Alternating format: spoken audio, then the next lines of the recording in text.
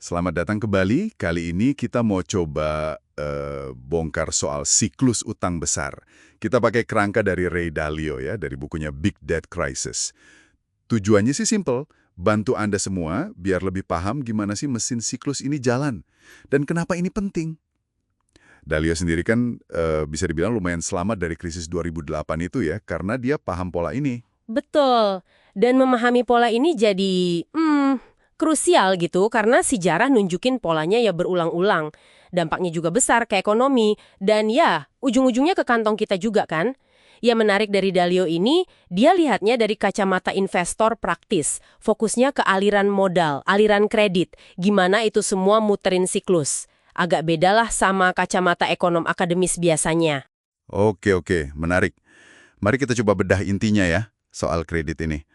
Kredit itu kan kayak bisa bikin kita belanja lebih banyak sekarang. Tapi di sisi lain ya jadi utang, harus dibayar nanti. Nah, Dalio bilang, baik buruknya itu tergantung pinjamannya produktif nggak? Menghasilkan cukup uang buat bayar utangnya, gitu kan? Dia pakai analogi monopoli itu ya, bisa dijelasin sedikit nggak? Iya, analogi itu cukup ngebantu sih. Bayangin aja main monopoli tapi banknya itu bisa ngasih pinjaman. Pemain jadi bisa ngutang buat beli properti misalnya. Lama-lama jumlah hutangnya itu bisa jauh lebih gede dari uang tunai yang ada di permainan. Nah, disitulah potensi krisisnya muncul. Pas utang-utang itu jatuh tempo dan nggak bisa dibayar. Dari dinamika ini terbentuk siklus utang jangka pendek yang biasanya beberapa tahun. Kalau siklus-siklus pendek ini numpuk, akumulasinya jadi siklus utang jangka panjang, bisa puluhan tahun itu. Oke, jadi ada siklus pendek dan panjang. Terus ada fase naik turunnya ya di siklus panjang ini. Gimana tuh fase naiknya bisa berjalan sampai akhirnya ya mentok? Betul, fase naiknya atau upswing di siklus jangka panjang itu bisa makan waktu lama, puluhan tahun. Prosesnya itu saling menguatkan gitu. Belanja naik, otomatis pendapatan orang lain naik kan. Nilai aset juga ikut naik. Kapasitas orang atau perusahaan buat pinjam jadi lebih besar. Ya akhirnya mereka pinjam lebih banyak, belanja lebih banyak lagi. Terus muter gitu. Bank sentral juga seringkali ikut berperan. Biasanya dengan nurunin suku bunga secara bertahap, ini bikin harga aset makin naik, terus beban cicilan utang jadi terasa lebih ringan.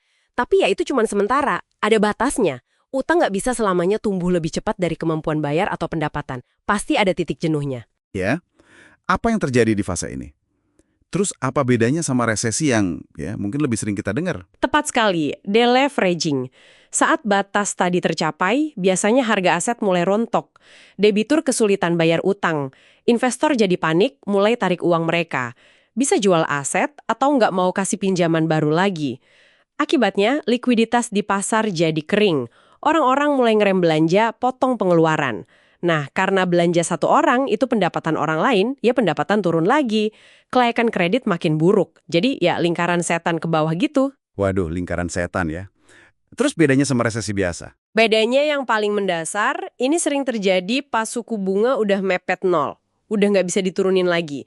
Jadi senjata andalan bank sentral biasanya kebijakan moneter standar. Yang Dalio sebut MP1 itu udah istilahnya tumpul. Nggak efektif lagi buat dorong ekonomi. Oke. Dan di puncak siklus panjang inilah krisis utang besar bisa meledak ya. Dalio bedain jadi dua tipe utama kan? Deflasioner sama inflasioner. Apa tuh beda kuncinya? Betul, ada dua tipe utama. Bedanya ada di akar masalahnya dan gimana krisisnya berkembang. Kalau depresi deflasioner, biasanya ini terjadi kalau mayoritas utangnya itu dalam mata uang lokal. Dan kondisi suku bunga udah mentok di nol tadi, fokusnya jadi lebih ke restrukturisasi utang sama penghematan besar-besaran atau austerity. Tapi seringkali stimulus moneternya kayak cetak uang atau QE yang Dalio sebut MP2 itu nggak cukup kuat atau terlambat. Akibatnya, beban utang dibanding pendapatan itu malah bisa naik karena pendapatannya turun lebih cepat daripada pengurangan utangnya. Agak ironis ya? Iya juga ya.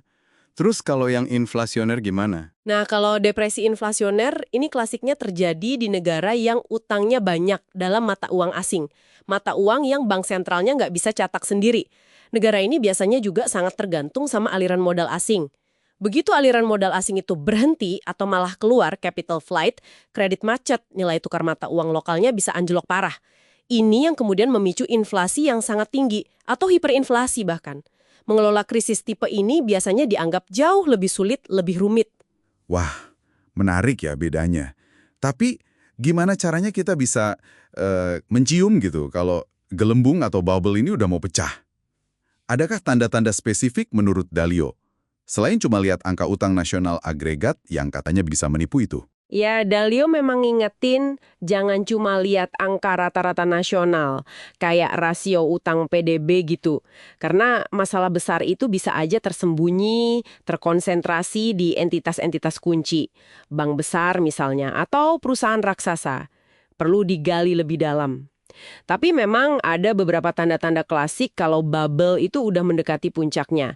Pertama, harga aset udah kelihatan kelewat mahal dibanding ukuran-ukuran historis atau fundamentalnya.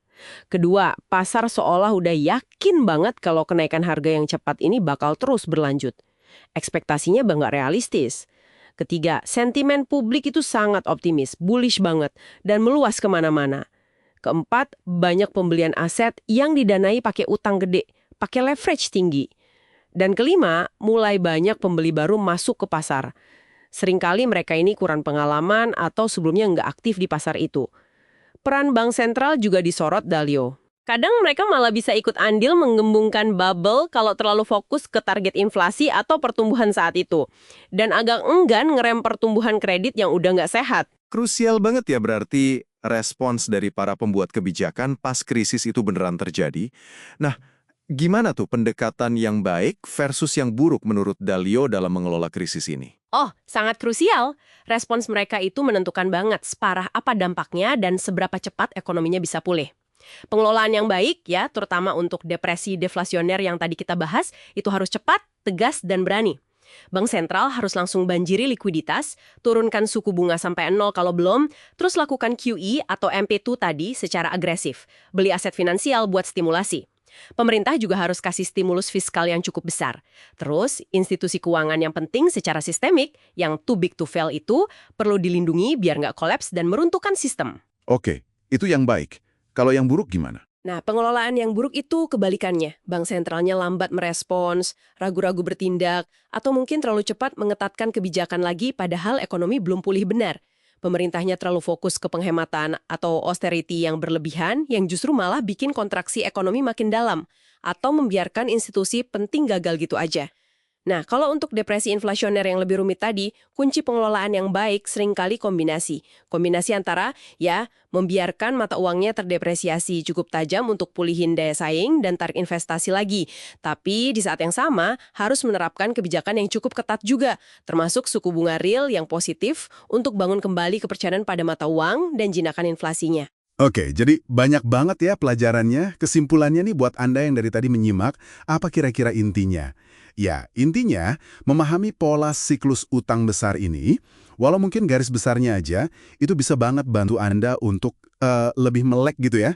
Lebih bisa membaca arah berita, ekonomi, pergerakan pasar, sampai keputusan-keputusan kebijakan. Ini bukan bola kristal buat meramal, tentu saja. Tapi lebih kayak, ya, semacam peta atau kerangka berpikir yang kuat dari Dalio tentang gimana sih mesin ekonomi yang banyak digerakkan utang ini cenderung bekerja. Betul sekali. Dan mungkin sebagai penutup ya, satu pemikiran lagi untuk Anda bawa pulang dan renungkan lebih lanjut. Dalio dalam analisisnya yang lebih luas, itu seringkali mengaitkan siklus utang dan ekonomi ini dengan siklus lain yang jauh lebih panjang, yaitu siklus geopolitik. Siklus naik turunnya kekuatan global, persaingan antar negara, bahkan potensi konflik. Nah, pertanyaannya mungkin, bagaimana pemahaman kita soal dinamika utang yang baru kita bahas ini bisa memberi perspektif baru saat kita melihat ketegangan ekonomi dan politik global yang terjadi sekarang, atau bahkan mungkin ya tentang pergeseran kekuatan besar antar negara di masa depan. Coba Anda renungkan.